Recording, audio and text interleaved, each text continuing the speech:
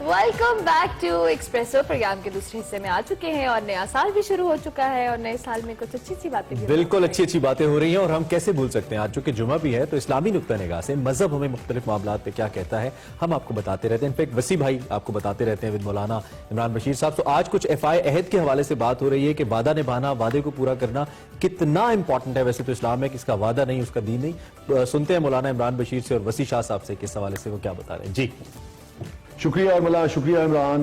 बिस्मिल्लाहिर्रहमानिर्रहीम। अस्सलाम वालेकुम नाज़रीन, मैं हूं आपको मेज़बान वसी शाह और आप देख रहे हैं एक्सप्रेसो। और हमारे साथ मौजूद है अल्लामा मोहम्मद इमरान बशीर साहब। किसी तारुफ के मोहताज नहीं sir, welcome to the show अल्लामा साहब। अल्लामा साहब, आज जो टॉपिक मैं आपकी खिदमत में लेके आया हूँ, नाज़रीन के लिए लेके आया हूँ, वो ये है कि सियासत के मामले में मैं चाह रहा था कि ज़रा दीन से रहनुमाई जो है वो ली जाए।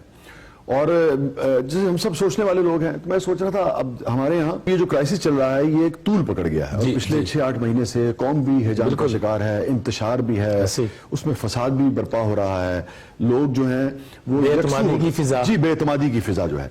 तो मुझे लगा कि इसके पीछे एक अहम वजह यह है, देखिए PDM जिसको आप अपोजिशन की पार्टियां कुछ कह लीजिए वो हैं और हुकूमत है, और आपस में किसी यानी कि किसी भी मुआहदे पर या किसी भी जगह पर कोई ऐसा एग्रीमेंट नहीं हो पा रहा है कि किसी मकाम पर मुत्तफिक हो जाए किसी बात पर, और उसके बाद जो कारोबार मुमलिकत है वो लोगों के लिए आसान हो जाए और लोग यकसू होकर अगले इलेक्शन का इंतजार करें और मामला जो है चलते रहें।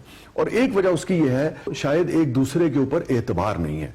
तीनों का ये कहना है कि मुआहदा होता है और उस मुआहदे पर अमल नहीं होता। मौलाना फजल रहमान का भी यही कहना था। उसमें कितना सच है कितना झूठ है मैं ये नहीं कहता, मगर हर जगह आपको झूठ नजर आ रहा है। हर शख्स ये कह रहा है कि दूसरा झूठ बोल रहा है, दूसरी पार्टी, हर पार्टी ये कह रही है कि जो वादा किया जाता है वो इफा नहीं किया जाता है। तो मुझे ख्याल आया कि फर्द की जिंदगी में भी और मुआशरे की जिंदगी में भी किस कदर सिग्निफिकेंस है।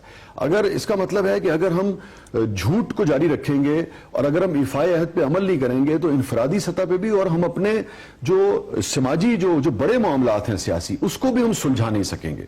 तो मुझे फिर याद आता कि आका ने क्यों इतनी यानी कि उसके ऊपर जोर दिया सरकार दो आलम सल्लल्लाहु अलैहि वसल्लम ने, जब वो आपके पास एक शख्स आया और उन्होंने कहा कि मुझमें बेशुमार बुराइयां हैं और मैं चाहता हूं कि मैं उनसे निजात हासिल करूं, तो आपने फरमाया कि बस एक काम करो कि झूठ बोलना जो है वो तर्क कर दो। फिर उसके बाद मैं चाहूंगा कि यहीं से इस वाक़े को भी आप कंटिन्यू कर लें। फिर जो सवाल मेरे जहन में आते हैं, आपने जो जिस वाक़े की तरफ इशारा फरमाया और मौजूदा हालात जो है, मैं दोनों के ऊपर कुछ गुजारिश अर्ज करना चाहूँगा। वो वाक़या यूँ है कि एक शख्स आते हैं और आके अपनी बीमारियों का, क्योंकि आका करीम सल्लल्लाहु अलैहि वसल्लम जब बीमारी कह रहे हैं तो ये जो यानी कि समाजी जो जी समाजी बीमारियाँ कि मुख्तलिफ मेरे अंदर रूहानी अमराज हैं तो मैं किसी एक को छोड़ सकूंगा एकदम सारे नहीं। तो आपने फरमाया आप झूठ बोलना छोड़ दें, बाकी आपसे जो मामला चाह रहे हैं फिलहाल लेके चलें। इब्तिदाई इस्लाम था।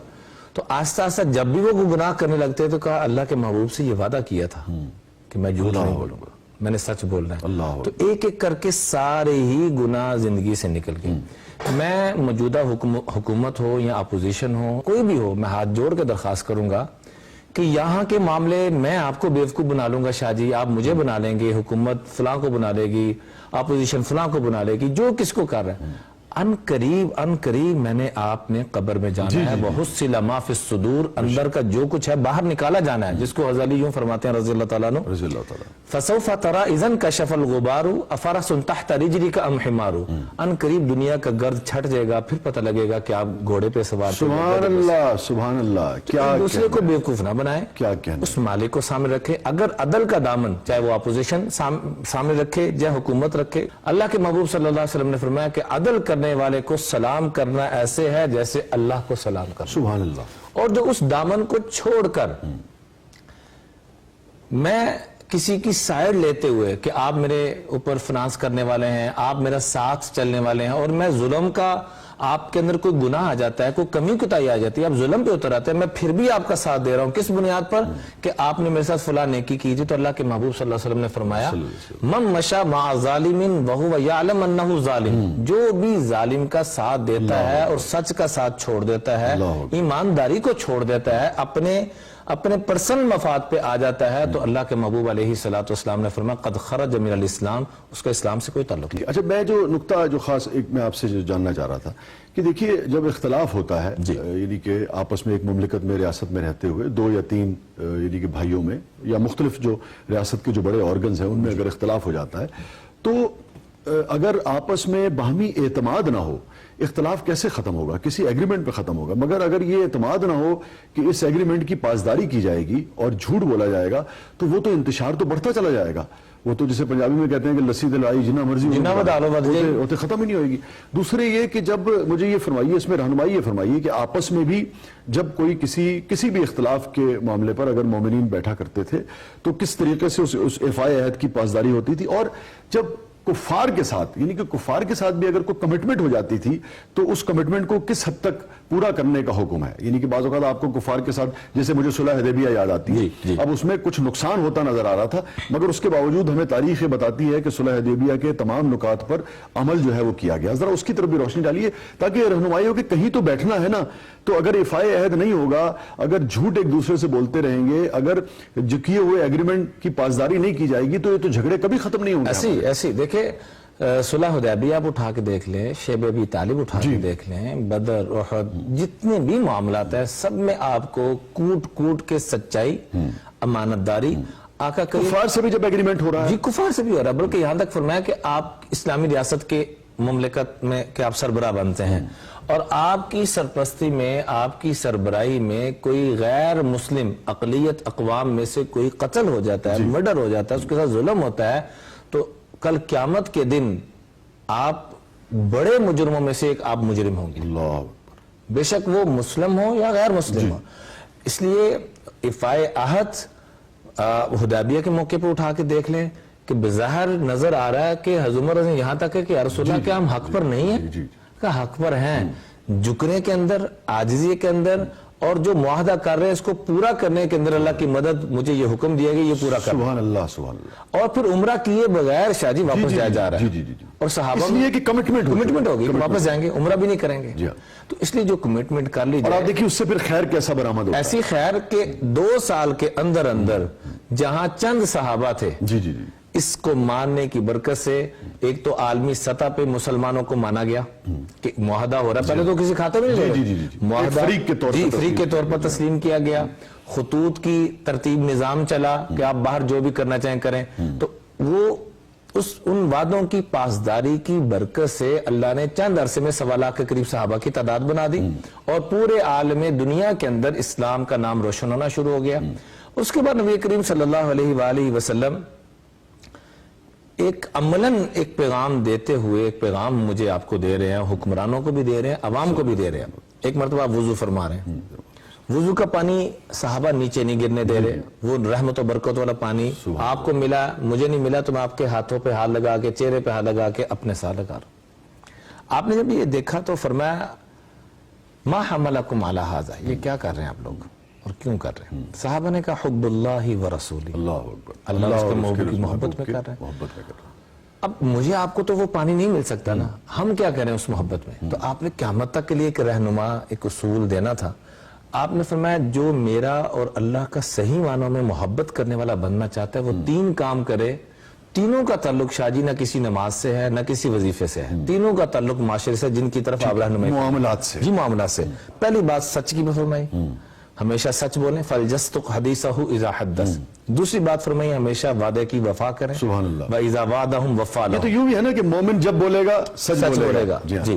اور تیسرے نمبر پہ فرمایا جو امانت رکھوائی جائے یا جو آپ جس سیٹ پہ بیٹھے ہو، ہمارے ذہن میں امانت داری کی جب بات آتی ہے تو یہ آتا ہے کہ پیسے رکھوائے تو یہ نہیں، جس سیٹ پہ جو ذمہ داری ہے، جو وہ امانت ہے، وہ امانت ہے. بالکل درست بات. اور تیسری ایک روایت ملتی ہے، ایک چوتھی بات بھی ملتی ہے کہ آپ نے فرمایا کہ اپنے ساتھ والوں کا احساس کریں، خیال کریں. فَلْيُحْسِنْ جَوَارَ مَنْ جَاوَرَ. اس پہ ہم نے پچھلی بار بھی پروگرام کیا تھا. جی. اس پہ آپ نے فرمایا جو یہ 3 کام کر لے گا تو میری بھی محبت نصیب ہو جائے گی. اس سے بھی اونچی بات کہ میں بھی اس کو اپنا محبوب بنا لوں گا، اللہ بھی اس کو اپنا محبوب. سبحان اللہ، سبحان اللہ. تو وعدے کی وفا، سبحان اللہ، سبحان اللہ. سچ بولنا، سبحان اللہ. اور امانت میں خیانت نہ کرنا. تو اگر میں یہ کہوں کہ ہمارے سیاسی معاملات ہوں، معاشرتی اجتماعی معاملات ہوں یا انفرادی معاملات ہوں، اگر ہم جھوٹ سے گریز کریں اور اگر ہم وعدے کی پاسداری شروع کر دیں تو ہمارے بہت سارے باہمی جھگڑے جو ہیں وہ ختم ہو سکتے ہیں. یہ درست ہے. 100% دیکھیں یورپین یا US میں ہمیں جو نظر آتا ہے ترقی، یہ تو عدالتوں پہ کتنا بوجھ آپ کا کم ہو جائے. جی بہت ختم ہو جائے سر.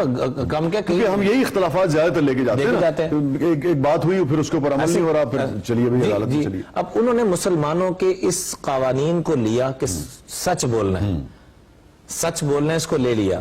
आज मुसलमान अगर इस बुनियादी कानून को ले ले, जैसे कि अल्लाह के महबूब सल्लल्लाहु अलैहि वसल्लम बैठे हुए तो पूछा गया कि मोमिन फलां गुनाह कर सकता है, आपने कहा हाँ मुमकिन है, बखील हो सकता है, चोर हो सकता है, कातिल हो सकता है, शराबी हो सकता है, मोमिन सब कुछ हो सकता है मगर झूठा नहीं। झूठा नहीं हो सकता। जो वादा करे वो पूरा करेगा। वादे को तोड़ना झूठे की अलामत, सुभान अल्लाह, मुनाफिक की अलामत। अल्लाह अकबर। और एक जगह आप बैठे हुए थे तो झूठ का तज़किरा हुआ, तो आपने इतने तकरार से झूठ की मुजम्मत फरमाई, अला वक़ौल अज़्ज़ूर, अला वक़ौल अज़्ज़ूर, यूं टेक छोड़ दिया और इतना तकरार किया कि सहाबा कहते हैं शायद यूं लगा कि शायद अल्लाह के महबूब सल्लल्लाहु अलैहि वसल्लम ये आखिरी बात ही फरमा रहे हैं अल्लाह कि मुसलमान और झूठ बोले, मोमिन और झूठ बोले, अल्लाह के महबूब का आशिक गुलाम हो और वादे की वफा ना करे। बहुत शुक्रिया अल्लामा साहब, जज़ाकल्लाह। बहुत ही अहम मामले पे आज आपने रहनुमाई फरमाई। और नाज़रीन, ये यानी कि जो अकायद व जहां सरकार दो आलम सल्लल्लाहु अलैहि वसल्लम की इस हदीस पर अमल शुरू कर दें कि सारी बुराइयां जो हैं वो खत्म हो सकती हैं अगर एक झूठ से हम गुरेज कर लें। और इफ़ाए अहद जो है, अपनी जो भी वादा किया है, जो भी कमिटमेंट की है, जो भी मुआहिदा किया है, उसकी पासदारी अगर हम शुरू कर दें, चाहे वो इनफरादी मामला हो, चाहे वो इज्तिमाई हो, चाहे वो सियासी हो, चाहे वो मुआशरती हो, चाहे वो मुआशी हो, तो बेशुमार बुराइयों से मुआशरा जो है वो बच सकता है। बाकी निज़ाम यकीनन लोगों को अपनी गिरफ्त में करता है, लोगों को दुरुस्त रखता है, मगर इनफरादी सतह पर भी अगर हम अपनी तथहीर करेंगे और अकायद जहां सरकार दो आलम सल्लल्लाहु अलैहि वसल्लम ने और दीन ने जो रहनुमाई फरमाई है, अहादीस की रोशनी में जिंदगी गुजारने की कोशिश करेंगे तो जिंदगी जो है वो आसान होगी, इनफरादी सतह पर भी, इज्तिमाई सतह पर भी और सियासी सतह पर भी। इजाजत दीजिए, अल्लाह।